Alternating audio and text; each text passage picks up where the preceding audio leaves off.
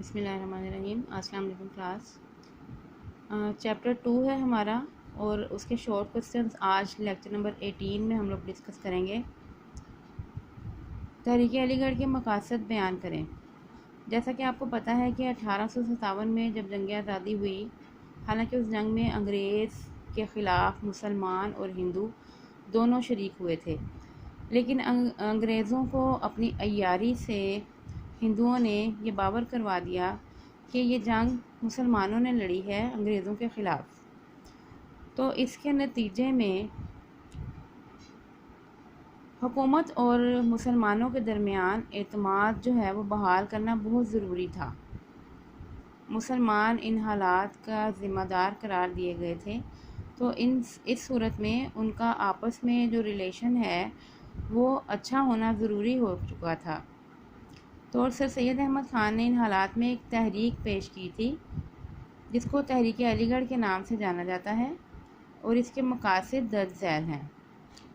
سب سے پہلے حکومت اور مسلمانوں کے درمیان اعتماد بحال کرنا۔ جیسا کہ آپ کو پتہ ہے کہ اس وقت انگریز حکمران تھا اور مسلمان اور ہندو محکوم تھے، اور ہیڈنگ آپ لگائیں گے بحالی اعتماد۔ سیکنڈ پوائنٹ کی ہیڈنگ لگائیں گے جدید علوم کی ترغیب۔ مسلمانان بر صغیر کو جدید علوم اور انگریزی زبان سیکھنے کی طرف راغب کرنا اس تحریک کا مقصد تھا، تاکہ مسلمان انگریزوں کو انہی کی زبان میں اپنے بارے میں بتا سکیں کہ وہ اس طرح کی حرکت نہیں کر رہے تھے، بلکہ انگریزوں کو نیچا دکھانے میں یا ان کے ساتھ جنگ کرنے میں مسلمانوں کے ساتھ ساتھ ہندو بھی برابر کے شریک تھے۔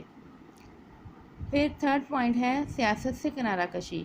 مسلمانان بر صغیر کو سیاست سے باز رکھنا۔ مسلمان چونکہ ابھی سیاست میں اتنے پختہ نہیں ہوئے تھے، اس لیے سر سید احمد خان نے مسلمانوں کو عملی سیاست سے کنارہ کرنے کا کہا۔ شارٹ کوسچن 2 ہے، مسلم لیگ کے قیام کے محرکات کیا تھے؟ 30 دسمبر 1906 کو ڈھاکہ میں مسلم لیگ کا قیام عمل میں آیا۔ مسلم لیگ قائم کی گئی۔ اس کے محرکات یا اس کے قائم کرنے کی جو وجوہات ہیں وہ کچھ اس طرح سے ہیں۔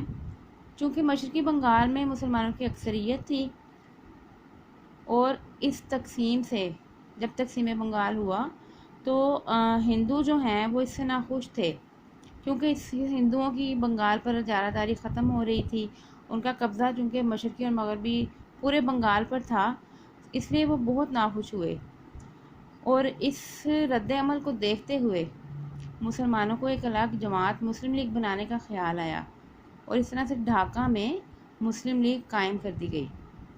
کا پوائنٹ نمبر 1 ہے تقسیم بنگال 1906 اور ہندوؤں کا رد عمل۔ سیکنڈ پوائنٹ ہے انگریزوں کا رویہ۔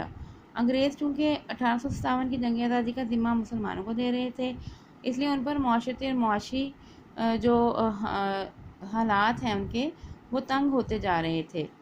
تھرڈ پوائنٹ ہے مسلمانوں کو سیاسی طور پر نظر انداز کیا جانا۔ مسلمان چونکہ ان کا کوئی سیاسی پلیٹ فارم اتنا اسٹرانگ نہیں تھا، اس لیے ان کو نظر انداز کر دیا جاتا تھا۔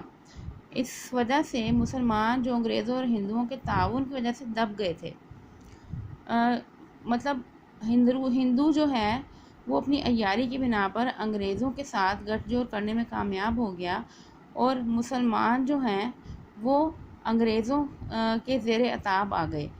اب مسلمانوں نے سوچا کہ ہمارے لیے ایک منظم طور پر سیاسی پلیٹ فارم ہونا چاہیے، اس لیے انہوں نے مسلم لیگ کا قیام کیا۔ شارٹ کوسچن 3 ہے تحریک ہجرت۔ تحریک ہجرت کیا ہے؟ بر صغیر میں چونکہ انگریزوں کی حکومت ہو گئی تھی، اس لیے کچھ علماء کرام کا یہ خیال تھا کہ مسلمانوں کو اس پرفتن جگہ پہ نہیں رہنا چاہیے، بلکہ ان کو یہاں سے ہجرت کر جانی چاہیے، کیونکہ ان کے نزدیک انہوں نے یہ فتویٰ دیا تھا کہ یہ دارالحرب ہے، مطلب یہ جنگ والی جگہ ہے، یہاں پر حرب ہو رہی ہے، جنگ ہو رہی ہے، دارالحرب ہے یہ جگہ، اس لیے مسلمانوں کا انگریزوں کی عملداری میں رہنا درست نہیں ہے۔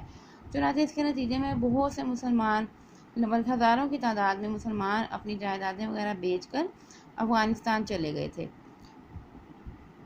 تو یہ 3 کوسچنز ہیں آپ کے اس لیکچر میں جو آپ نے یاد کرنے ہیں۔